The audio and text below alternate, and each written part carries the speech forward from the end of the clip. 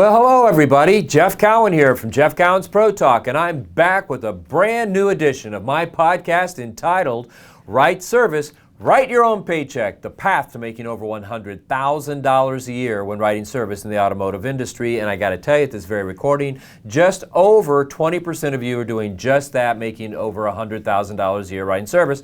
But that means that 80% of you are not. So what are we going to do about that? Well, I recommend you keep watching my podcast. Go back and watch the old ones. Watch this one. I'm going to give you some great information. Invest in my training. Invest in my books. Invest in somebody's training. Invest in yourself. I mean, many people have done this job, been very successful at it. You do not have to reinvent the wheel. You just have to know how they did it. Get some good processes. Hold yourself accountable. If you're lucky, maybe you're working for a leader that will hold you accountable and show you some process and you go from there. But it is something that every one of you out there doing this job, regardless of what manufacturer you're working for and what your location is, where you're located, you can make that kind of money if you want to. And I got to tell you, like I said last week, I've been out doing a lot of private workshops, and over the last several months, I've met a lot of people making $100,000 a year or more, from small towns, big stores, small stores, all kinds of manufacturers. But hey, I was back last week after a little bit of an absence due to my schedule and other things I was committed to doing. And we came back with a format where we took some of your questions we've got, and I took a couple of topics and we grouped, that I got a lot of questions on. And for instance, last week it was employment, so we talked about how to run an ad, how to find people, how to keep people, and the like. And it must have been a big hit because I got a lot of response from you out there. Thank you, loyal viewers, for saying all the kind things that you did. So I'm going to do the same thing this week. And another big topic that came in. I mean, I got literally hundreds of questions on this. It revolved around EV, electric vehicles. So let me share with you a couple of questions and some thoughts on that and see where it gets us, okay? So the first question we have is from a woman by the name of Susan out of Virginia. Susan out of Virginia. The place that gave us several great early presidents in the United States. Virginia is a great state. But here's what she asked. Real simple question. A lot of you asked this question. How are EVs going to affect service? You know, and I understand that question because, boy, everybody's talking about it. Everybody's pushing it. Everybody's saying that it's the big thing and whatever. But here's the impact I think it's going to have. I think it's going to help it. I think it's going to make your job more important, and even more important than that, more profitable for you. Okay, why do I say that? Because EVs are extremely expensive to repair. Extremely expensive to repair. So these repairs are going to double, triple, quadruple. In some areas, you can multiply it by 10. I mean, they're very expensive to repair. So I think over the long haul, you're going to make more money. And I think it could be more important. And I also think the person that understands EVs quicker and better than their counterparts, the more successful you're going to be. I also think another thing that's going to happen with this, because they are so successful, I think it's going to be a great opportunity to offer and get in big numbers, bigger numbers than you can now, extended service agreements off the service drive. Now, if you followed me for very long, you know I've always been a big proponent of offering extended service agreements off the service drive. When somebody comes in and buys a car at a dealership, the upsell on an extended service agreement is only about 40%. So that means 60% of your customers coming into your shop likely don't have one. And so as these prices go up to repair these vehicles, they're going to become more and more important. So the thing that's great about service agreements is, man, you can make a lot of money off them. A legitimate product, or basically insurance program. Customers love them. And you don't even have to wait for the EVs. I've got a whole program on that. If you want to know how to offer extended service agreements off your service drive, take these numbers to the bank. We found that on any given day, 2 out of 15 people, if offered the opportunity to invest in a extended agreement, will get one. I mean, so if you've got 4 advisors out there writing 15 customers, that could be as many as 8 of these a day. The average price right now is $2,500 for these things. I mean, do the math. It's big money. I can show you how to set that to be very successful. So again, these are expensive repair. This could play into your hands. All research shows that people are buying electric vehicles are keeping them longer than they ever have. So the longer they keep them, the more they break. That's going to be good. Service agreements. And I also think that what's going to change about what you're doing is you're going to be doing a lot more financing. These people come in that don't invest in the extended service agreements and are slapped with some of these bills. I mean, they're going to have to pay for them somehow, you know what I mean? I mean, take a look at a brake job on a Tesla. Yeah, the brakes may last 200,000 miles, but it's $12,000 to replace them. Who's got that laying around? All right, so I wouldn't worry about it right now, and I'll give you some more reasons for that at the end of this when I give you some final thoughts on this. But I don't think it's going to be a big impact for a long time for you, and if it does, all the impact's going to be positive. So let's get into the next question. It comes from Willis from New York. Willis from New York. I think I met you a couple of years ago when I was doing a workshop. Actually just across the state line there in New Jersey. We were over there doing a workshop. I think you're in a workshop, Willis, and it's good to hear from you. How will Ford selling EVs direct to the customers affect service advisors at Ford stores? Now, when I told my staff I was going to address this question, they begged me not to address it because some of the things I might say might sound a little bit derogatory, but my job is to answer your questions and give you the facts as I see them. All right. First and foremost, as you know, in the last couple of months, Ford has been talking about separating their businesses where they form a new company and the EVs go direct to consumer just after the Tesla model. Well, the first thing you need, the Tesla model and buying cars. Well, the first thing you need to know, according to many Ford dealers that I talked to that just went to the NADA convention, the National Automobile Dealers Association convention in Las Vegas, they went to their Ford factory meetings at that, and Ford told them they are not doing that.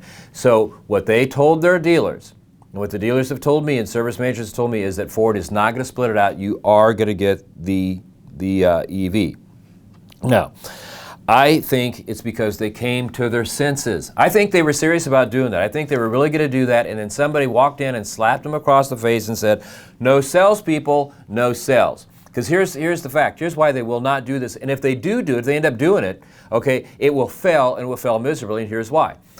It's the same reason I think, now I'm going to go out on a limb here, but I think Tesla's going to do one of three things in the future. Let's use them as the model since that's what Ford's doing. Tesla's either A, going to be out of the car business in the next 3 to 5 years, or they're going to remain in business doing it the way they are and become a niche product, okay, that only a few people buy.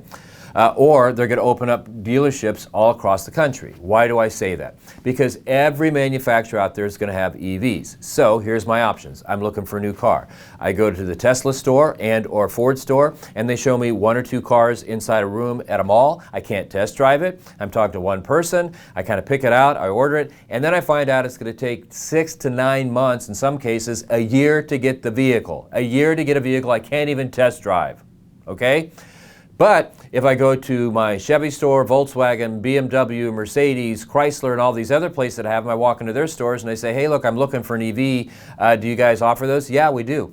Would you happen to have one I want to drive? Yeah, which one you want to drive? Well, why? How many do you have? 50. Okay, well, I'd like to drive that one. So the customer drives it, and the customer then asks, how long would it take to get one? Well, when we get back, we can go in the F&I department. You can take it home today. So you see, the point is you're going to have a business model set up that's been very successful the last 100 years, which is I can go in, look at one, test drive one, talk to a salesperson about it, finance it there and drive it home that day, or I can go into a place, not test drive it, talk to somebody that's semi-knowledgeable about it, and when I order the car, not get it for 9 to 12 months. It's dead in the water. I mean, it's dead in the water. It's not going to work. And I think that's probably the biggest reason they backed out. But again, if they try it, they're going to miss a lot of sales. Okay? Another reason I don't think Ford is going to do this, and the reason I don't think it'll work, is because Automotive News here in the last few months did a survey with customers. And they asked them when buying a car, what's the most important thing to buying a brand new car? What is it that they would do? 98% of the people interviewed said they would not buy a car before going to a car dealership and test driving one with a salesperson that had knowledge about the vehicle so they could answer questions. 98%. So when you look at numbers like that, okay, it just tells you that the Tesla model is going to become a niche thing. It's going to go away, or they're going to have to open up car dealerships. They might partner with the manufacturer and use their dealerships, but that's what's going to happen.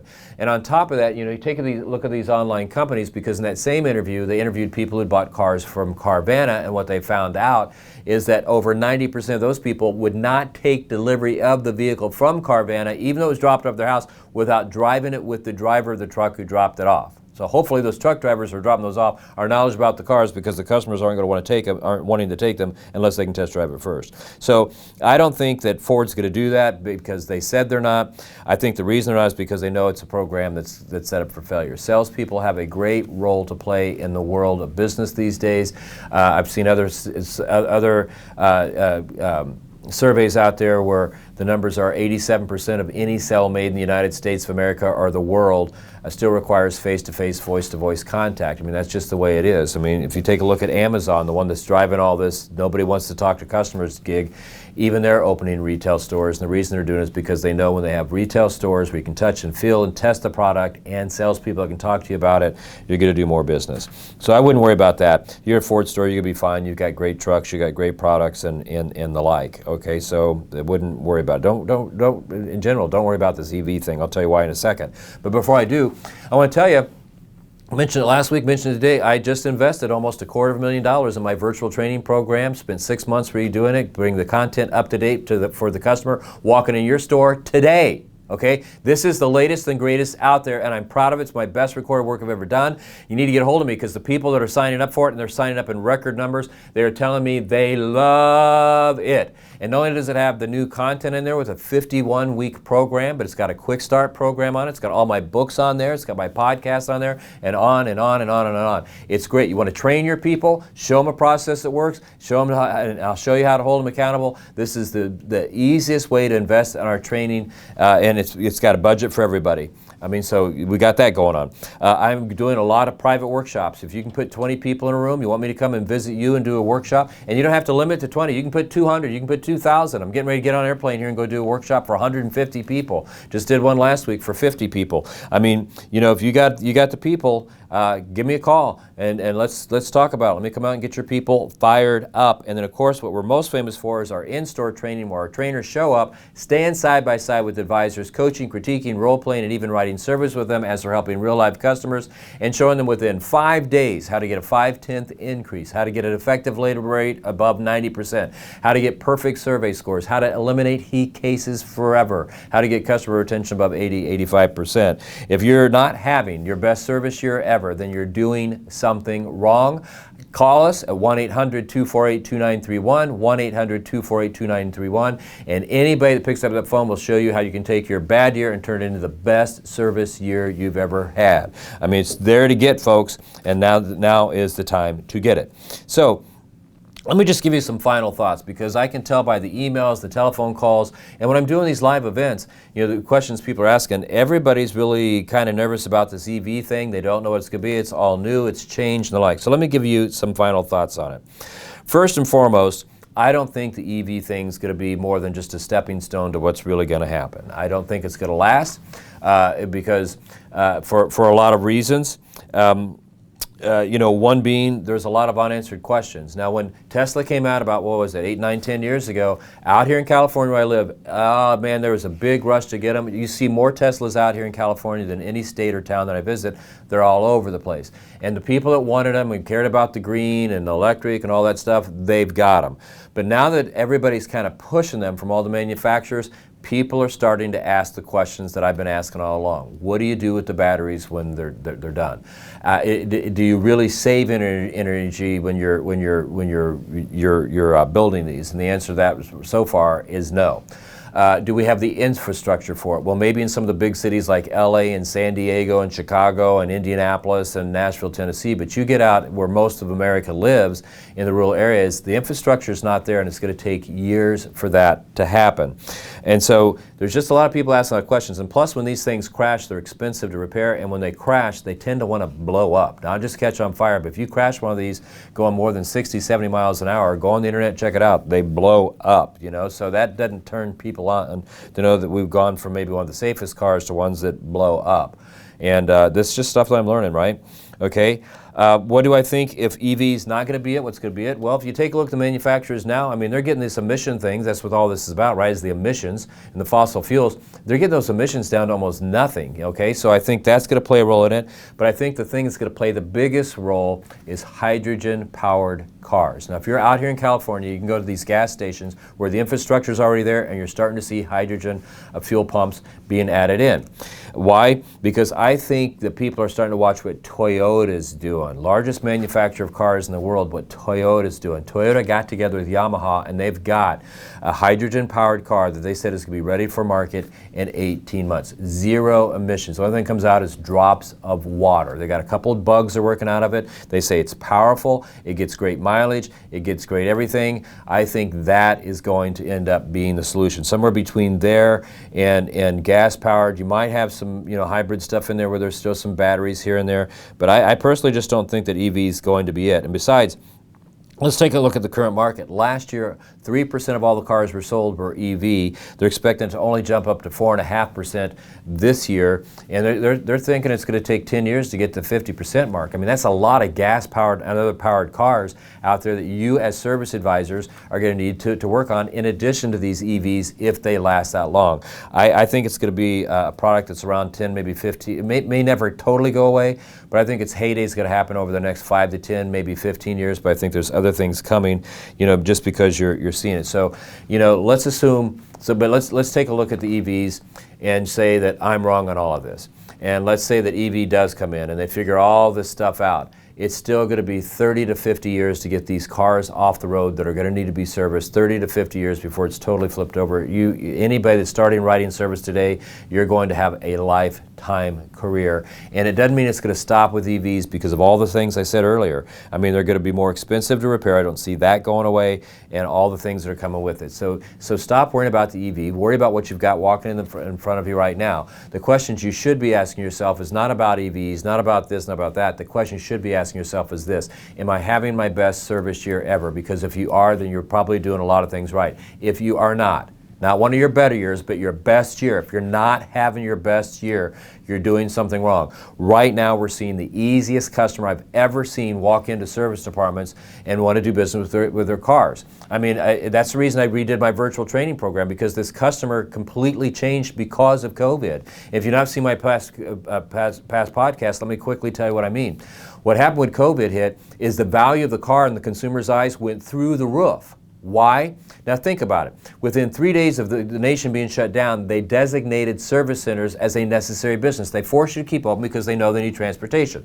And what customers quickly realized is that we were one teleconference away, one news conference away from them shutting down all public transportation. No airplanes, no buses, no trains, no Uber, no Lyft, no nothing. And so it hit people: if I'm going to make it to the grocery store and fight for my toilet paper, I got to get to the grocery store. So how do you get to the grocery store? Your car. And it hit everybody that the most important thing they had was their car. And they started investing more money in it than they've ever invested in it. Their attitudes changed from it. It went from this being a necessary evil to maintain and repair my car to this is an investment to make sure that my car keeps running so I can get me and my family where I need to get us when we go, because this may be all we have to depend on. I do not see this mindset the customer has changing anytime soon. I think we got a 9 to 10 year run here with this mindset, and I think it's going to continue. So you should be having your best year ever. I mean, I'm telling you, we're going to these stores and getting numbers I've never seen in 35 years, and we're popping them. I mean, I'm telling you, we're getting your 5/10. I don't even want to tell you what we're getting because you won't believe me, because most people don't believe I can get 5/10, but I'm telling you, we're getting more than that. This is the easiest customer, easiest time to be in that business, and when you couple in the fact that they're not selling a lot of cars, so your warranty's dropping off and your new customers are dropping off, you have to be efficient. You have to have people out there on that service drive that know how to handle these customers, that know the mindset, know how to get the perfect survey score, how to get the retention, how to get the sell, the effective labor rate, and eliminate this heat. The time is now. The time is now. If you're not having your best year ever, you, Mr. Dealer, you, Mrs. General Manager, you, Mr. and Mrs. Fixed Operations Director, Service Manager, are doing something wrong. You, service advisors, are doing something wrong. And the way you fix it is you invest in yourself and your training, you invest in processes and training to get you there. You don't have to reinvent the wheel. You can call me, you can call our competitors. Create something yourself. The one entity I would not go to for advice is the factory. Their training doesn't work. If it did, why do your numbers suck so much? Okay? I mean, just whether it's me or somebody else, stay away from the factory when they're training.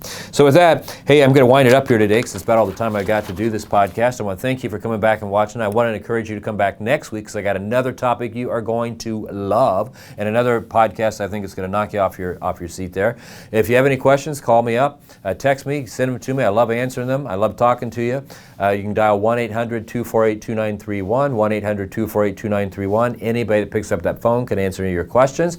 You can look us up at automotiveservicetraining.com, automotiveservicetraining.com, or you can call me direct at 317-506-1003, 317-506-1003. If I'm available, I will talk to you all day long. If I'm not, I will call you back within 24 hours because I travel quite a bit. I want to talk to you. I appreciate you listening to me. I feel blessed that so many of you do listen to me. So with that, go out and make it a great week because that's what I'm going to do. I'm going to make it a great week. And between now and next week, God bless you all. See you next week. Take care of yourself. Man, I love what I do. I hope you do too. Big opportunities going on right now. Big, big, big, big.